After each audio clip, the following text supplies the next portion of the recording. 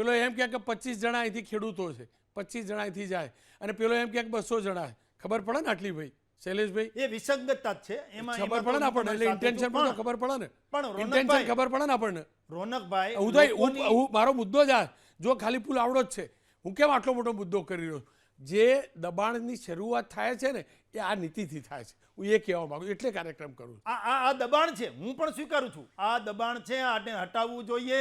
અને એ કદાચ ખેડૂત નથી કોઈ, ચાલો કોઈ પશુપાલક પણ નથી, છે પણ નથી, ચાલો ઇન્ડસ્ટ્રીઝ માટે પણ રોડ તો આપી જ શકાય. કોઈ પણ માટે, વેપારી હોય, ખેડૂત હોય, નાગરિક હોય, પશુપાલક હોય કે ગામના લોકો હોય. અમારા ગામમાં સુરતથી જે દાતાઓ જે છે એ કંઈક મોટું સ્ટ્રક્ચર બનાવતા હોય તો એ બનાવી શકે છે, પરંતુ તાલુકા પંચાયત, ગ્રામ પંચાયત અને જિલ્લા પંચાયતની મંજૂરી લેવાની હોય છે. ભલે ખર્ચ એનો છે, પૈસા એના છે, પણ મંજૂરી લઈ અને બનાવી શકે છે. આમાં તો સરકારમાં કહી તો સરકાર પણ બનાવી આપે. નર્મદાના કેનાલ ઉપર કોઈ પણ જાતનું બાંધકામ ગેરકાયદેસર મંજૂરી લીધા વગર કરવું એ ગુનો છે, ગુનો છે ને ગુનો છે.